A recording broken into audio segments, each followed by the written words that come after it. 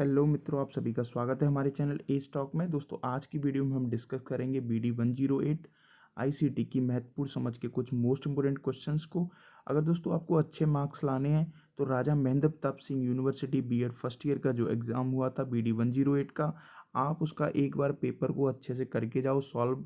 मैंने सॉल्व जो एनालिसिस का वीडियो है वो डिस्क्रिप्शन में डाल दिया है, आप वहाँ जाके उसको प्ले करके अच्छे से जो 75 क्वेश्चन है दोस्तों एक बार अच्छे से करके जाओ, क्योंकि उसमें से 30 से 40 क्वेश्चंस तो वहीं से फंसने की उम्मीद है दोस्तों, वहीं से क्वेश्चन आएंगे क्योंकि बहुत इंपॉर्टेंट वीडियो है वो भी। और दोस्तों अगर आपको यूनिट वाइज अगर MCQs लगाने हैं तो उसकी भी लिंक मैंने डिस्क्रिप्शन में डाल दी है। यूनिट वाइज यूनिट 1 यूनिट 2 3 को अच्छे से एक्सप्लेन करके, और उसमें मोस्ट इंपोर्टेंट जो भी क्वेश्चंस हैं उनकी यूनिट वाइज भी मैंने डिस्क्रिप्शन में वीडियो डाल दी है। सो आप एक बार उसको भी एक बार देख के जाएँ दोस्तों, आपका अच्छे मार्क्स आएंगे। सो पहला क्वेश्चन देखते हैं, कंप्यूटर के गुण हैं। तो दोस्तों कंप्यूटर की विशाल भंडारण क्षमता होती है, स्मृति होती है और विविधता एवं स्वचालन होता है। तो ये सभी कंप्यूटर के गुण हैं, आपको पता होना चाहिए। कंप्यूटर के दोष हैं, तो दोस्तों कंप्यूटर के क्या क्या दोष हैं। कंप्यूटर को अंतर्ज्ञान नहीं होता है, कंप्यूटर को पूर्ण अभाव होता है चेतना का। तो दोस्तों बिल्कुल कंप्यूटर के स्वयं को कोई भावना और संवेग नहीं होते हैं। तो उपरोक्त सभी इसका आंसर हो जाएगा गाइस। नेक्स्ट है, एक कंप्यूटर सिस्टम मूल रूप से कितनी घटकों से निर्मित होता है। तो दोस्तों इसका आंसर है 2, सॉफ्टवेयर और हार्डवेयर। ठीक है। अब नेक्स्ट है, कंप्यूटर सिस्टम के घटक हैं। तो दोस्तों software, hardware, C option is right answer. Computer system के हार्डवेयर कंपोनेंट्स की व्याख्या करने के लिए किस बिंदु की चर्चा की जानी चाहिए। तो दोस्तों इसका आंसर हो जाएगा जैसे सिस्टम प्रोसेसिंग यूनिट की, इनपुट डिवाइसेस की और मेमोरी की। तो इन सभी का आंसर हो जाएगा। कंप्यूटर सिस्टम के हार्डवेयर कंपार्टमेंट की व्याख्या करने के लिए किस बिंदु पर चर्चा की जानी चाहिए। तो दोस्तों इसका आंसर हो जाएगा सी, स्टोरेज डिवाइस और आउटपुट डिवाइसेस पर। कंप्यूटर के आदेश पहुंचाने के लिए जिस उपकरण की आवश्यकता पड़ती है उसे दोस्तों क्या कहते हैं। तो इनपुट डिवाइस होते हैं, जैसे कीबोर्ड हो गया, माउस हो गया दोस्तों। नेक्स्ट है, इनपुट डिवाइसेस का प्रकार है। तो दोस्तों इसका आंसर हो जाएगा D, mouse, keyboard, joysticks. Input devices के प्रकार हैं। तो दोस्तों ये सारे इनपुट डिवाइस हैं। नेक्स्ट, कौन डाटा को डिजिटल फॉर्मेट से बदलकर CPU तक इनपुट पहुंचाता है। तो दोस्तों ये कीबोर्ड होता है जो ये काम करता है। प्लास्टिक के चूहे से दिखने वाला पॉइंट जो क्या होता है दोस्तों, माउस होता है। खासकर दोस्तों आपको स्टेटमेंट्स तो आपको याद करने की ज़रूरत नहीं है, क्योंकि ICT में स्टेटमेंट का बहुत कम ही क्वेश्चन आते हैं। क्वेश्चन बनेगा तो दोस्तों वायरस से बनेगा, इंटरनेट से बनेगा और वेबसाइट से बनेगा। सो आपको ये क्वेश्चंस, इनको तो चीज़ को कवर करके जाना है, और कंप्यूटर से बनेगा। सो वीडियो गेम खेलने पर किसका प्रयोग किया जाता है। तो दोस्तों इसका आंसर हो जाएगा सी, जॉयस्टिक का किया जाता है बिल्कुल। स्कैनर को कितने प्रकार के होते हैं। तो दोस्तों 3 प्रकार का स्कैनर होते हैं।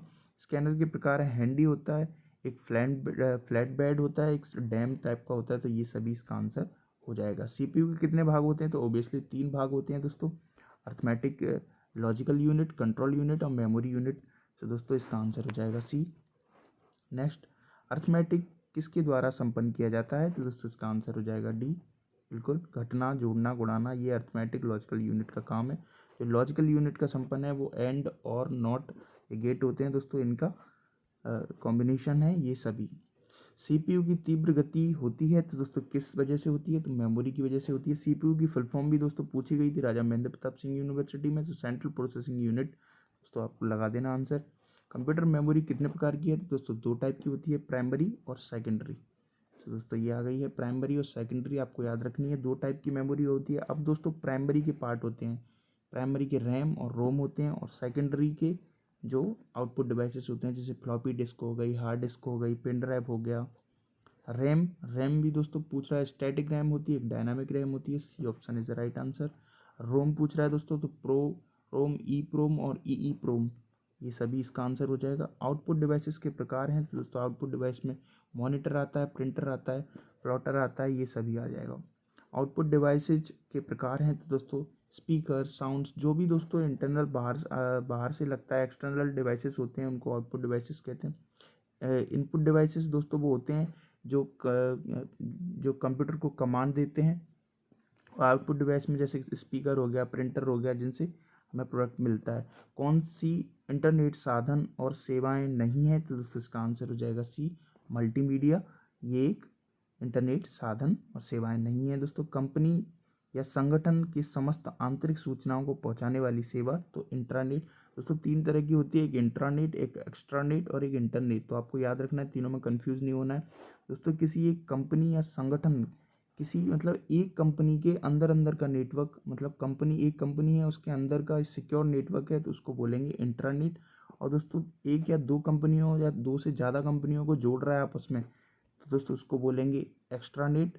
और इंटरनेट का तो आपको पता ही है, इंटरनेट का प्रयोग तो मतलब सारी कंपनियों को जोड़ना काम करता है। तो इंटरनेट का क्षेत्र है, तो दोस्तों ये पूछ रहा है D, email, e commerce, online meetings. Internet के प्रयोग क्षेत्र हैं, तो दोस्तों ये सारी चीज़ें, ये सभी हो जाएगा इसका आंसर। इंटरनेट वास्तव में समस्त पृथ्वी पर बिखरे हुए हजारों नेटवर्क का मुक्त संयोजन है, तो ये हो जाएगा ए ऑप्शन। ये कथन इनका है। दोस्तों कथन आपको याद करने की ज़रूरत नहीं है, क्योंकि कथन बहुत कम ही पूछेगा। इंटरनेट की विशेषताएं हैं, तो दोस्तों ये सभी इसका आंसर हो जाएगा।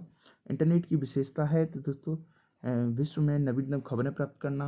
आप सभी को पता है, इजी क्वेश्चन आएगा इंटरनेट से आएगा। तो इंटरनेट की शिक्षा में उपयोग है, क्योंकि दोस्तों आपको पता ही है शिक्षा में क्या क्या उपयोग हैं इंटरनेट के।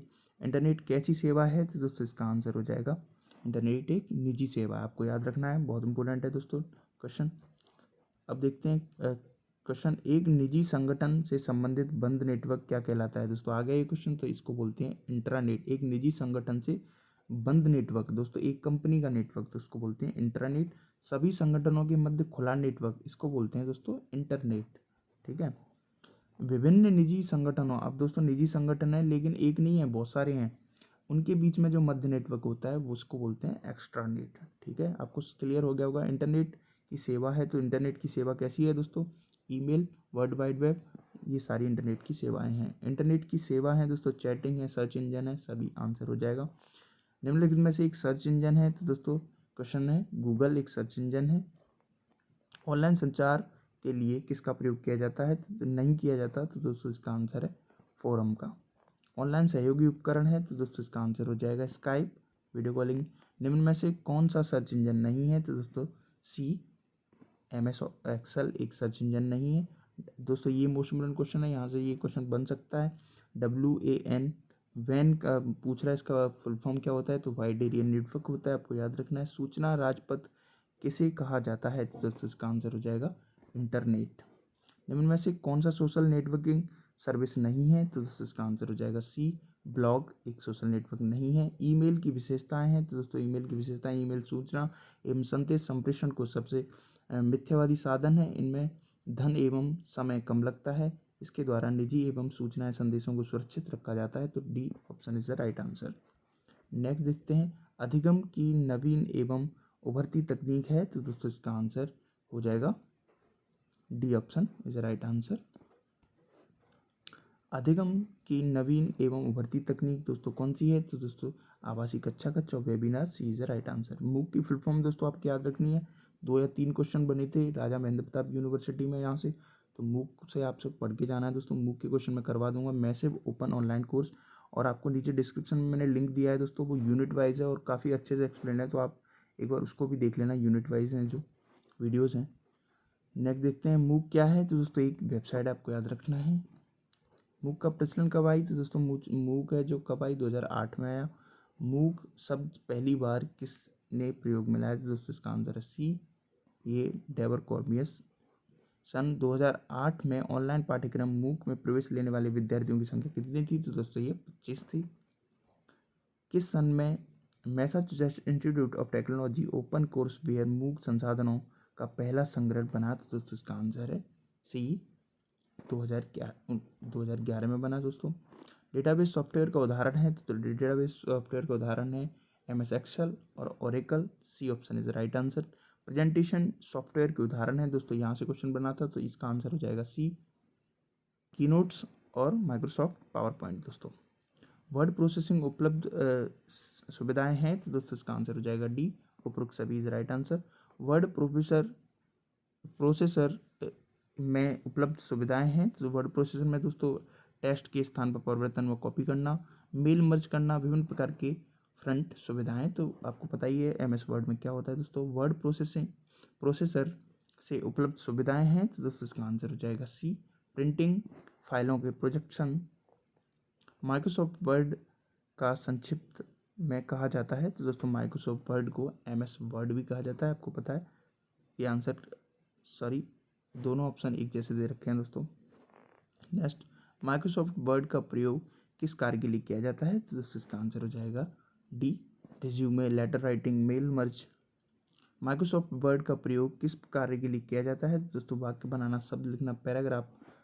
नेक्स्ट क्वेश्चन देखते हैं, विंडो की सबसे ऊपर वाली पट्टी को कहा जाता है? तो दोस्तों इसका आंसर है ए। और दोस्तों वेबसाइट का जो सबसे पहला प्रिंट होता है, फ्रंट पेज होता है, उसको होम पेज कहा जाता है। ये क्वेश्चन आया था, आपको याद रखना है। एक बार क्वेश्चन आपको राजा महेंद्र प्रताप यूनिवर्सिटी का जो पेपर है दोस्तों, आपको अच्छे से करके जाना है। वो डेटाबेस का उपयोग है, तो दोस्तों इसका आंसर है डी, डाटा फिल्ट्रेशन, पाइकर सारणी और विद्यालयी रिकॉर्ड्स का सारांशीकरण। डेटाबेस के लाभ हैं, तो दोस्तों इसका आंसर हो जाएगा डी, डेटा का दोहराव में कमी और डेटा अनुकूलता और डेटा मानवीकरण। डेटाबेस के लाभ हैं दोस्तों, डेटाबेस को साझा करना, डेटाबेस की सुरक्षा, पूर्ण एकात्मक, तो ये सभी इसका आंसर हो जाएगा। MS वर्ड किस सॉफ्टवेयर का भाग है? तो दोस्तों इसका आंसर हो जाएगा बी, MS ऑफिस का भाग है। कंप्यूटर वायरस प्रचलन किस दशक में आया है? तो दोस्तों इसका आंसर है 1980 में आया है दोस्तों। किस सन में फेडरिक कोहेरन ने एक स्वयं कोड को जन्म देने वाले वायरस की रचना की? तो दोस्तों इसका आंसर है बी, 1983। कंप्यूटर वायरस के आविष्कारों के लिए किस देश के दो भाई बशीद और फारूद? तो दोस्तों आपको पता है कि बशीद और फारूद ये वैसे तो पाकिस्तान से रिलेट कर रहा है, तो आप पाकिस्तानी लगाएंगे। B answer. किस सन में ब्रेन नामक वायरस को पहचाना गया? तो दोस्तों इसका आंसर है 1985। आया कब? 1980 में आया दोस्तों। एक नवीन अनुसंधान के अनुसार आज विश्व में कितने कंप्यूटर वायरस विद्यमान हैं? तो दोस्तों इसका आंसर हो जाएगा 50,000 से अधिक। प्रमुख वायरस कौन सा है दोस्तों? इसका आंसर पूछ रहा है, तो ये इसका डी है, सरकॉम, कोड डैम, आई लव यू, ये सारे वायरसों के नाम हैं। तो दोस्तों अगर आपको और भी MCQs क्वेश्चन लगाने हैं तो आप डिस्क्रिप्शन में जाइए, यूनिट वाइज जो MCQs हैं आप वहाँ से लगाइए दोस्तों। और एक बार प्रीवियस ईयर राजा महेंद्र प्रताप यूनिवर्सिटी का जो पेपर हुआ था उसको भी दोस्तों एक बार अच्छे से लगा के जाइए, और आपके डेफिनेटली अच्छे मार्क्स आएंगे। अगर वीडियो अच्छी लगी हो तो प्लीज़ लाइक करें, चैनल को सब्सक्राइब करें। Thank you.